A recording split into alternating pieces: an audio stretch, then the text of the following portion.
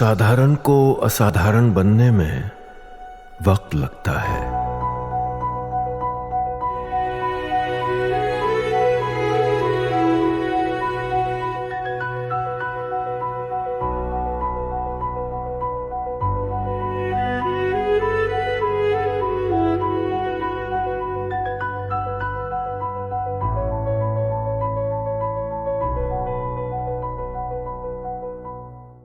उधर यूके गए पीएम मोदी ने कौन सी डील कर ली जो भारत को और चमका देगी। पीएम मोदी का ब्रिटेन में ऐसा स्वागत, कभी 3 गुना लगान वसूलने वाले अंग्रेज तो घुटनों पर आ गए भाई।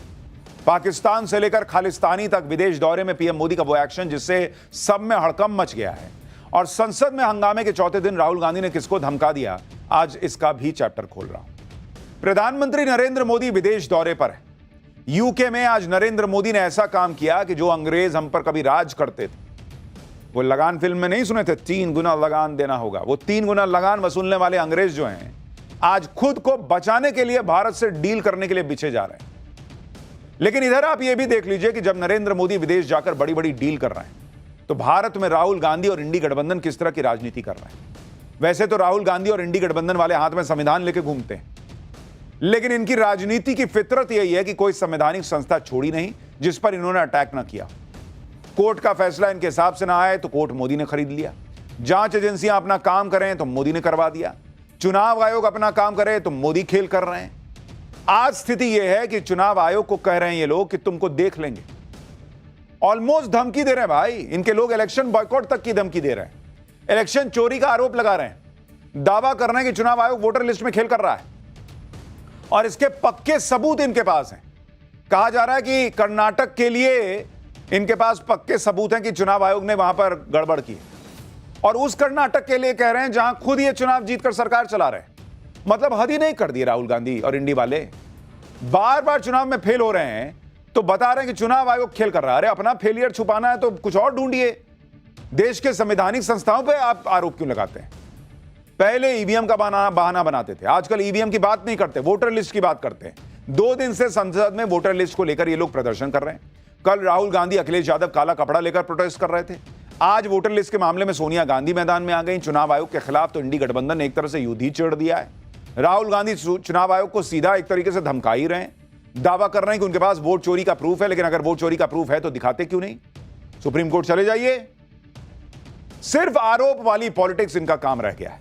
आप देखिए कि कल यही लोग आरोप लगा रहे थे कि मोदी की विदेश नीति फेल। आज पीएम मोदी ने ब्रिटेन के दौरे पर बड़ी डील डन कर दी है, वो भी ऐसे टाइम पर जब टैरिफ को लेकर मारामारी मची। भारत और यूके की ट्रेड डील को देखकर आज अमेरिका, चीन, पाकिस्तान सबके होश उड़ गए होंगे, क्योंकि भारत और यूके दोनों ही बड़े और ताकतवर देश हैं। दोनों देश टॉप 6 इकोनॉमी में आते हैं। दोनों देशों के बीच ऐतिहासिक डील हुई है। जो ट्रंप खुद को ट्रेड डील का किंग मानते हैं, उनके लिए भारत और यूके की डील किसी झटके से कम नहीं। जो चीन भारत की आर्थिक रफ्तार को रोकने के लिए तिकड़म लगाता है, उसे भारत की यह बड़ी डील चुभने वाली है बॉस। जो पाकिस्तान दुनिया के दूसरे देशों के सामने हाथ फैलाकर भीख मांगता है, उसे भारत और यूके की बड़ी डील से भयंकर बेइज्जती महसूस हो रही होगी। भारत और यूके के बीच हुई यह डील ऐसा क्या करेगी जो भारत की ऑलरेडी रॉकेट बनी हुई अर्थव्यवस्था और तेजी से आगे बढ़ेगी। इसके अलावा पीएम मोदी ने यूके में आतंकवाद के मुद्दे पर पाकिस्तान को कैसे घेरा। पीएम मोदी ने बिना नाम लिए कैसे चीन की क्लास लगाई। पीएम मोदी ने कैसे विजय माल्या और नीरव मोदी जैसे भगोड़ों को भारत लाने का इंतजाम कर दिया और खालिस्तानियों का क्या इलाज किया, यह सब आज आपको दिखाऊंगा। लेकिन पहले एक झलक देखिए।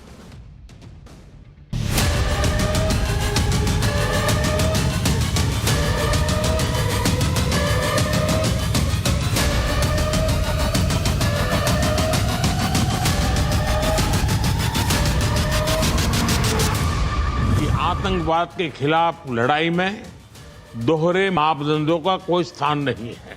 आज के युग की मांग विस्तारवाद नहीं, विकासवाद ही है।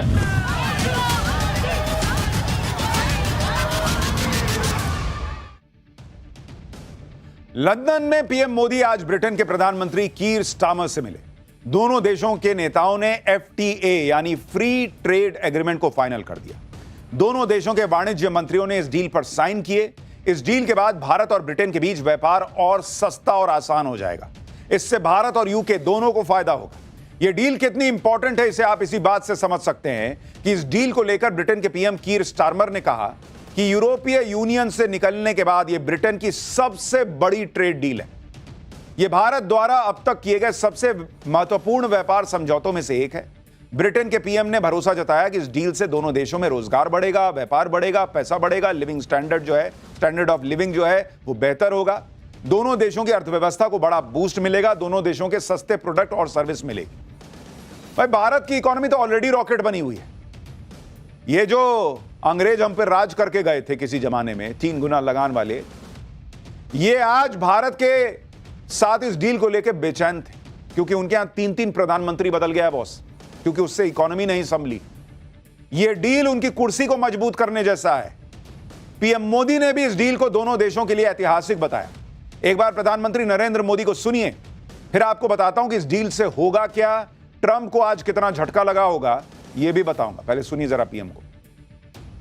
और भारत और यूके मिलकर के एक नए इतिहास की नींव डाल रहे हैं। आज हमारे संबंधों का एक ऐतिहासिक दिन है।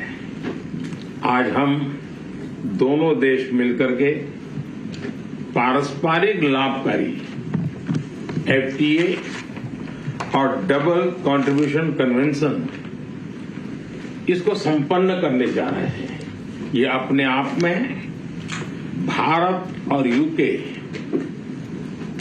भावी पीढ़ी के लिए एक बहुत मजबूत रास्ता तैयार कर रहा है। व्यापार और उद्योग के क्षेत्र में एक नया अध्याय जुड़ रहा है।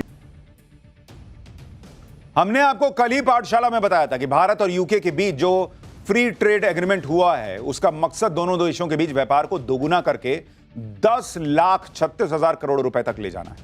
इस डील से भारत और यूके दोनों को फायदा होगा। एक बार यह डील इफेक्ट में आएगी तो दोनों देशों के बीच सालाना व्यापार 2,20,000 करोड़ रुपए तक बढ़ने की उम्मीद है। इस डील से भारत के किसानों को बड़ा फायदा होगा, भारत की एग्रीकल्चर इंडस्ट्री को फायदा होगा, क्योंकि भारत का कुल एग्रीकल्चर एक्सपोर्ट करीब 3,16,000 करोड़ का है और यूके का एग्रीकल्चर इंपोर्ट 3,24,000 करोड़ का। लेकिन इसमें से केवल 7,000 करोड़ का एग्रीकल्चर इंपोर्ट भारत से आता है। यह ट्रेड डील हो जाने से यूके में जो एग्रीकल्चर प्रोडक्ट का बड़ा मार्केट है उसमें भारत का हिस्सा बढ़ जाएगा, जिससे भारत के किसानों का बहुत बड़ा फायदा होगा। ब्रिटिश मार्केट में भारतीय चाय, बासमती चावल, आम, अंगूर, मसाले, सी फूड आइटम की बड़ी मांग भी है। इस डील के होने से असम, गुजरात, केरल और बंगाल के एग्रीकल्चर एक्सपोर्टर्स को बड़ा फायदा होने का अनुमान है। इस डील से भारत के कपड़ा उद्योग को भी बड़ा फायदा होगा, क्योंकि 8 से 12% लगने वाली इंपोर्ट ड्यूटी को हटा दिया गया है। इससे सूरत और लुधियाना के एक्सपोर्टर्स को बड़ा फायदा होगा। यानी किसान से लेकर व्यापारी तक सब बम बम हो जाएंगे बॉस, ऐसी डील हुई है। भारत और यूके के बीच डबल कंट्रीब्यूशन कन्वेंशन एग्रीमेंट भी हुआ है, जिससे यूके में काम करने वाले भारतीय कामगारों को फायदा होगा। दरअसल अभी यूके में सीमित समय के लिए काम करने वाले भारतीय प्रोफेशनल से नेशनल इंश्योरेंस के नाम पर हर साल एक तय राशि वसूली जाती थी। यहां भुगतान वहां की सामाजिक सुरक्षा योजनाओं के लिए होता है, लेकिन इनका फायदा उन्हें नहीं मिल पाता क्योंकि वो तो कुछ ही महीनों बाद भारत लौट जाते हैं। नतीजा यह होता था कि पैसा कटता तो था, लेकिन कोई पेंशन या सामाजिक सुरक्षा का लाभ उनको मिलता नहीं था। ब्रिटेन में भारतीय बिजनेस कम्युनिटी की लंबे वक्त से यह डिमांड थी कि कम समय के लिए जो भारतीय प्रोफेशनल्स ब्रिटेन आते हैं उन पर अतिरिक्त आर्थिक बोझ जो है वो पड़ रहा है, उसको कम करना चाहिए। जैसे Germany, Belgium, France, Denmark, Netherland जैसे कई देश हैं जिनका भारत के साथ सोशल सिक्योरिटी एग्रीमेंट है। इसके तहत इन देशों में जाने वाले भारतीय प्रोफेशनल्स को सोशल सिक्योरिटी स्कीम्स में हिस्सेदारी नहीं करनी पड़ती। अब इसी तरह का समझौता यूके के साथ हो गया है, जिसमें सोशल सिक्योरिटी में हिस्सेदारी में 3 साल की छूट मिल गई है। यानी कम वक्त के लिए यूके जाने वाले भारतीय प्रोफेशनल्स और उन्हें हायर करने वाली कंपनियों को इससे फायदा होगा। भारतीय प्रोफेशनल्स और उन्हें हायर करने वाली कंपनी सालाना 500 पाउंड यानी करीब 58,000 की गैर जरूरी कटौती से बच जाएंगे। भारतीय प्रोफेशनल्स की टेक होम सैलरी बढ़ जाएगी भाई, क्योंकि अभी आपको यह सोशल सिक्योरिटी के नाम पे 58,000 रुपया कट रहा था, तो कंपनी अपने जेब से तो देगी नहीं, आपका काट लेती थी। अब सरकार ने डील कर ली कि 3 साल के लिए कोई आ रहा है तो उससे लीजिए मत, तो आपका ऑलमोस्ट 60,000 रुपया बढ़ गया ना बॉस, घर में जो पैसा आएगा। यह भारत के लिए बड़ी कूटनीतिक कामयाबी है। भारत ने एफटीए की बातचीत के दौरान यह मुद्दा प्रमुखता से उठाया, साफ कहा कि जब जब तक डबल कंट्रीब्यूशन कन्वेंशन नहीं आता तब तक समझौता अधूरा रहेगा। प्रधानमंत्री नरेंद्र मोदी ने इसे ऐतिहासिक मील का पत्थर इसीलिए बताया। यह ट्रेड डील भारत के दोनों हाथ में लड्डू की तरह है, क्योंकि भारत की इकोनॉमी तो पहले ही तेजी से बढ़ रही है, उसे और बूस्ट मिल जाएगा, क्योंकि यूके के लिए यह ट्रेड डील एक संजीवनी की तरह है। क्योंकि आर्थिक मोर्चे पर यूके की हालत, ब्रिटेन की हालत बहुत खराब है बॉस। कुछ दिन पहले ही ब्रिटिश पीएम कीर स्टारमर ने कहा था कि इकोनॉमी बहुत खराब हालत में है। यूके में कंपनियां संघर्ष कर रही हैं, घाटे की वजह से तेजी से कॉस्ट कटिंग हो रही है। इसी साल मई में यूके में बेरोजगारी दर 4.7% पे पहुंच गई, जो 4 साल में सबसे ज्यादा है। यूके में महंगाई दर 3.4% है, जो 2% के टारगेट से कहीं ज्यादा है। भारत के साथ डील से यूके की अर्थव्यवस्था को सालाना 41,647 करोड़ रुपए का बूस्ट मिलने जा रहा है। तभी मैंने कहा ना कि वहां के प्रधानमंत्री की कुर्सी बचेगी। अपने पीएम तो तीसरा टर्म चला रहे हैं, इकोनॉमी को रॉकेट बना रखा है, महंगाई को पकड़ के रखा कि भागना नहीं, इधर आओ इधर आओ। यह हिसाब है भारत में। वहां 3 प्रधानमंत्री बदल गए थे। पीएम मोदी ने ऐसे वक्त में यूके का दौरा किया है जब भारतीय क्रिकेट टीम इंग्लैंड के दौरे पर है। मैनचेस्टर में टेस्ट मैच चल रहा है। पीएम मोदी कोई मौका छोड़ते हैं। उन्होंने संबोधन में भारत और इंग्लैंड टेस्ट सीरीज का जिक्र कर दिया। सुनिए क्रिकेट को लेकर पीएम मोदी ने क्या कहा, जिस पर सब हंस पड़े। जब भारत और यूके मिले, और वह भी टेस्ट सीरीज के दौरान, तो क्रिकेट का उल्लेख तो करना ही पड़ता है। For both of us, cricket is not just a game but a passion and also a great metaphor for our partnership. There may be a swing and a miss at times, but we always play with a straight bat. We are committed to building high-scoring, solid partnership. आप सोचिए, यहां देश में PM Modi के विदेश जाने पर विपक्ष तूफान खड़ा कर रहा था। राहुल गांधी कह रहे थे कि मोदी तो भाग गए नहीं, भाग गए बोल रहे थे। उधर पीएम मोदी इन आरोपों का कोई लोड नहीं ले रहे।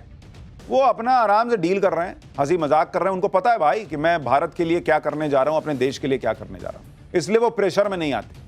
और इसके पीछे की वजह है नरेंद्र मोदी को जो लोगों का सपोर्ट मिलता है ना, वो उनको दिखता है। उनको पता है कि राहुल गांधी के भग गए कह देने से कुछ नहीं होगा, क्योंकि इस देश के लोग जग गए हैं, तो भग गए वाली बात पर भरोसा नहीं करते। नरेंद्र मोदी के कामकाज पर लोगों की मुहर लगी हुई है।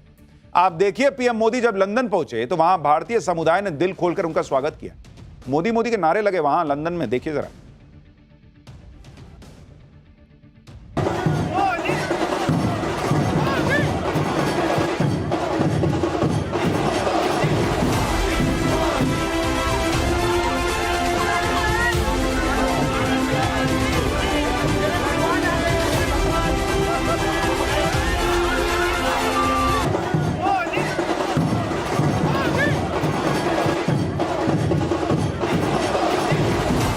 मेरा जो जीवन है ना, वो सफल हो गया मोदी के दर्शन करके। मैं अपना भगवान मानता हूँ, मोदी को भगवान मानता हूँ, भगवान से ऊपर कुछ नहीं है। मैं इतना खुश हूँ कि मेरे पास वर्ड नहीं है। And the Prime Minister shook my hand, he gave me Ashirwad, and it was the best feeling ever.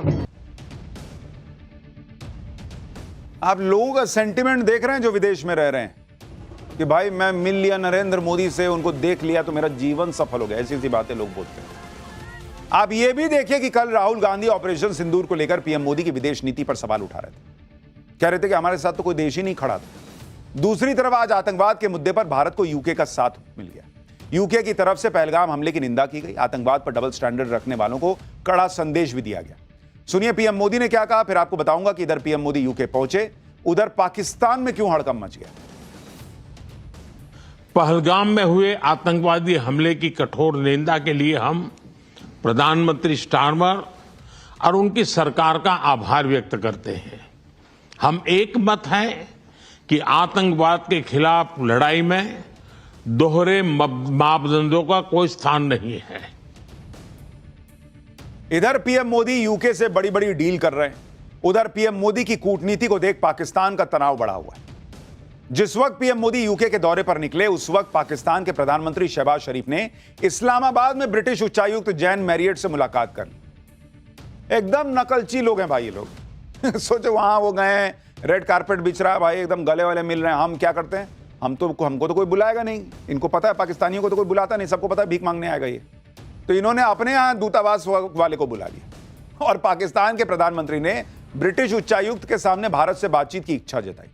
Shahbaz शरीफ ने कहा कि उनका मुल्क भारत से संबंधित सभी लंबित मुद्दों को हल करने के लिए गंभीर और सार्थक बातचीत को तैयार है। आप देख रहे हैं पाकिस्तान कैसे एकदम लमलेट हो रखा है भाई, लेट गया है, बिछ गया है कि कोई भारत से बात करवा दो यार। इधर पीएम मोदी लगातार पाकिस्तान को ठोकने की चेतावनी दे रहे हैं, उधर डरा हुआ पाकिस्तान भारत से बातचीत करने की गुहार लगा रहा है। राहुल गांधी पूछते हैं कि ऑपरेशन सिंदूर अभी खत्म नहीं हुआ तो विक्ट्री कैसे हो गई। पाकिस्तान को बुरी तरह ठोकने के बाद भी उसकी तरफ से बातचीत की पेशकश करना, यही भारत की जीत है राहुल गांधी जी। आप कैसे समझिएगा, आपके समय में तो सरकार, यूपीए वाली सरकार जो है, वो डोज देने की बजाय डोजियर भेजती थी, कागज का पन्ना। पाकिस्तान भी मजे में रहता था कि क्या ही होगा, कागज का पन्ना आएगा, इधर उधर रख देंगे टेबल पे, धूल फांकेगा। अब उसको डर लगता है, ये तो धुआं धूल कड़ कर देंगे भाई साहब नरेंद्र मोदी। भारत की डील को देखकर पाकिस्तान इसलिए भी टेंशन में होगा क्योंकि एक तरफ तो इस डील से भारत का निर्यात बढ़ेगा, भारत के एक्सपोर्टर्स को फायदा होगा, दूसरी तरफ पाकिस्तान का निर्यात गिरता जा रहा है, आयात बढ़ रहा है उसका, जिससे दूसरे देशों से उसका व्यापार घाटा लगातार बढ़ रहा है। पाकिस्तान के central bank state bank of Pakistan की तरफ से जारी आंकड़ों के मुताबिक वित्त वर्ष 2025 में पाकिस्तान का 9 पड़ोसी देशों के साथ व्यापार घाटा 29.42% बढ़कर 12 अरब डॉलर तक पहुंच गया है। इसमें चीन, बांग्लादेश जैसे पड़ोसी भी शामिल हैं, जिससे पाकिस्तान ज्यादा सामान खरीद रहा है लेकिन निर्यात कम कर रहा है। पाकिस्तान की दिक्कत है कि वो एक चीज बहुत शानदार एक्सपोर्ट कर सकता है और वो आतंकवादी। उसके यहां भर भर के आतंकवादी पड़े, लेकिन कोई दूसरा देश आतंकवादी इंपोर्ट करता नहीं तो भाई की इकोनॉमी अभी चढ़ जाती। पाकिस्तान का व्यापार घाटा लगातार बढ़ रहा है, जो पाकिस्तान की इकोनॉमी के लिए अच्छा नहीं है। यही वजह है कि पाकिस्तान लगातार भारत से बातचीत की गुहार लगा रहा है। यूके के दौरे पर पीएम मोदी ने न सिर्फ आतंकवाद का मुद्दा उठाया, बल्कि भारत की सुरक्षा के लिए खतरा बन रहे खालिस्तानी एलिमेंट्स का भी जिक्र किया, क्योंकि हाल ही में ऐसी कई घटनाएं हुई हैं जो ये बताती हैं कि पाकिस्तान की आईएसआई यूके में खालिस्तानी एलिमेंट्स को सपोर्ट कर रही है। इसी साल लंदन में विदेश मंत्री एस जयशंकर की सुरक्षा में चूक हुई थी। खालिस्तानी समर्थक अचानक उनके काफिले के सामने आ गए थे। इस घटना पर भारत ने कड़ी नाराजगी जताई थी। इससे पहले साल 2023 में लंदन स्थित भारतीय दूतावास के बाहर हिंसा हुई थी। इस हमले के पीछे खालिस्तानी एलिमेंट्स का हाथ। उस वक्त कुछ खालिस्तानी समर्थकों ने तिरंगे का अपमान करने की कोशिश की थी। इसी साल ब्रिटेन की सुरक्षा एजेंसीज की एक लीक रिपोर्ट में खालिस्तानी एलिमेंट्स को खतरा भी बताया गया था। इसलिए पीएम मोदी ने अपने यूके दौरे पर खालिस्तानी एलिमेंट्स का मुद्दा उठाया और उन पर एक्शन की मांग भी की। सुनिए पीएम मोदी ने वहां खालिस्तानियों के इलाज को लेकर क्या कहा है। हम इस बात पर भी सहमत हैं कि एक्सट्रीमिस्ट विचारधारा वाली शक्तियों को डेमोक्रेटिक फ्रीडम का दुरुपयोग नहीं करने दिया जा सकता। Those who misuse democratic freedoms to undermine democracy itself must be held account. प्रधानमंत्री नरेंद्र मोदी जब डील कर रहे थे, एफटीए की डील कर रहे थे, तो उनको पता था कि यही समय है, खालिस्तानियों को लेकर भी बात कर लो, पाकिस्तान को लेकर भी बात कर लो और उनको बता दो भाई कि व्यापार कर रहे हैं ठीक है, लेकिन ये सब जो हो रहा है ये सब भी तुमको देखना पड़ेगा। अच्छा, इतना ही नहीं, आतंकियों और खालिस्तानियों के साथ साथ पीएम मोदी ने भारत को आर्थिक चोट देने वाले भगोड़ों की भी भारत वापस लाने पर जोर दिया। पीएम मोदी ने आर्थिक अपराध से जुड़े भगोड़ों के प्रत्यर्पण के लिए यूके से सहयोग मांगा। भारत लगातार विजय माल्या, नीरव मोदी, ललित मोदी के प्रत्यर्पण की मांग कर रहा है। सुनिए पीएम मोदी ने यूके में ऐसा क्या कहा जिससे माल्या, नीरव जैसे भगोड़ों के प्रत्यर्पण की आस और तेज हो गई। इकोनॉमिक ऑफेंडर्स के प्रत्यार्पण के विषय पर भी हमारी एजेंसी सहयोग और समन्वय से काम करती रहेगी। उधर यूके में नरेंद्र मोदी कूटनीतिक धमाके कर रहे हैं, इधर देश में अलग ही पॉलिटिक्स चल रही है। संसद सत्र को आज 4 दिन हो गए, 4 दिन, चौथे दिन भी संसद में कोई काम नहीं हुआ ढंग से। इंडी गठबंधन ने बिहार के एसआईआर को लेकर फिर हंगामा किया।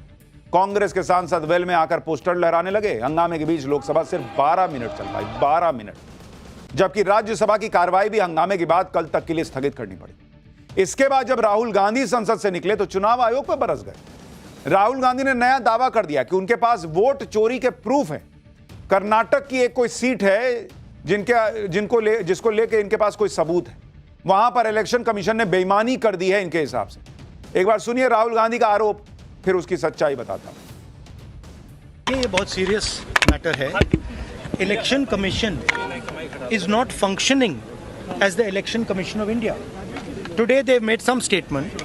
This is complete nonsense, right? The fact of the matter is that election commission is not doing its job. Now we have concrete 100% proof of election commission allowing cheating in a seat in Karnataka. पहले इनके पास 100% proof होता था कि EVM hack होता है, लेकिन वो साबित नहीं हो पाया। तो फिर आया कि स्ट्रांग रूम में कुछ गड़बड़ी करके होता है। फिर हुआ कि भाई नहीं, वोटर को रोका जाता है। फिर हुआ कि नहीं, वोटर लिस्ट में नाम जो है वो डिलीट कर देते हैं। अभी बिहार के लिए नहीं, उसके पहले कहे कि वोटर लिस्ट में नाम जोड़ देते हैं महाराष्ट्र के लिए। अब बिहार में कह रहे हैं कि नाम काट देते हैं। अब कर्नाटक का कुछ नया माल लेके आए। कुछ भी चल रहा है बॉस इस देश में। संविधान लहराते हैं, लेकिन किसी संवैधानिक व्यवस्था पे इनका विश्वास है क्या? राहुल गांधी कह रहे हैं कि उनके पास 100% सबूत है कि भाई कर्नाटक में गड़बड़ी हुई है, एक धोखाधड़ी हुई है एक सीट पर, और यही हर सीट पर भी हुआ। हजारों बोगस वोट जोड़े गए। 50 साल, 60 साल, 65 साल के लोगों को नए वोट करने के लिए जोड़ दिया गया। इसमें पहली बात तो यह है कि क्या 50 साल का कोई व्यक्ति कहीं नया वोटर नहीं बन सकता है क्या? यह कौन सा लॉजिक है भाई? कोई कहीं से आया होगा, कहीं से शिफ्ट हुआ होगा, अभी नया बनवाया होगा, कुछ अलग हुआ होगा। यह कौन सा लॉजिक है कि 50 साल 45 साल का आदमी का वोटर लिस्ट में नाम जुड़ा? फर्जी है। दूसरी बात यह है कि कर्नाटक का चुनाव तो कांग्रेस जीती भाई। कर्नाटक में तो उन्हीं की सरकार है। अगर वोटर लिस्ट में गड़बड़ी की गई तो कांग्रेस चुनाव कैसे जीत गई? लेकिन यह सवाल इनसे कोई नहीं पूछ रहा। लॉजिक की बात तो एकदम पुड़िया में बांध के फेंक दीजिए नदी में, वैसा हाल हो रखा है। सिर्फ आरोप लगाए जा रहे हैं कि वोटर लिस्ट में गड़बड़ी हो गई तो हो गई, कह दिया तो कह दिया ना। वोटर लिस्ट में खेल हो रहा है, कह दिया तो कह दिया। आज चुनाव आयोग ने इन सबको जवाब दिया कि क्या वोटर लिस्ट को ठीक नहीं किया जाए, क्या वोटर लिस्ट को अपडेट ना किया जाए, क्या मृत और प्रवासी मतदाताओं के नाम पर फर्जी वोट डालने की अनुमति दे देनी चाहिए। आप खुद सोचिए, एक भारतीय नागरिक के हिसाब से सोचिए, कोई आदमी मर गया है, उसका नाम नहीं हटे लिस्ट से, उसकी जगह कोई आके वोट दे दे, ये ठीक होगा? कोई दूसरी जगह शिफ्ट हो गया है, उसकी जगह कोई दूसरा वोट डालते, ये ठीक होगा? रिवीजन प्रोसेस का मकसद सिर्फ अयोग्य मतदाताओं को वोटर लिस्ट से हटाना है। क्या प्रामाणिक मतदाता सूची निष्पक्ष चुनाव और मजबूत लोकतंत्र की आधारशिला नहीं है? इन सवालों पर हम सभी को राजनीतिक विचारधाराओं से परे जाकर सोचना होगा। शायद आप सभी के लिए यह सोचने का सबसे अच्छा समय अब आ गया है, यह चुनाव आयोग कह रहा है। और सबसे बड़ा सवाल है कि ऑपोजिशन को इतना कॉन्फिडेंस कैसे है कि जिस मरे हुए आदमी का नाम हट रहा है लिस्ट में से, उस मरे हुए आदमी का वोट उसको ही पड़ता है? यह कॉन्फिडेंस कैसे है? जो दूसरी जगह शिफ्ट हो गया है वो उसी का वोटर था जो वोट दे देता कहीं और बैठे बैठे। ये इनको कॉन्फिडेंस कैसे? हो सकता बीजेपी कर लेती। लेकिन राहुल गांधी और उनके साथियों को इन सब बातों से कोई मतलब नहीं। उन्हें तो सिर्फ यह दिख रहा है कि चुनाव आयोग के बहाने नरेंद्र मोदी को कैसे घेरा जाए और कैसे यह बताया जाए कि चुनाव में उनके साथ खेल हो रहा है, जबकि सच यह है कि ये लोग बार बार नरेंद्र मोदी के सामने फेल होते हैं।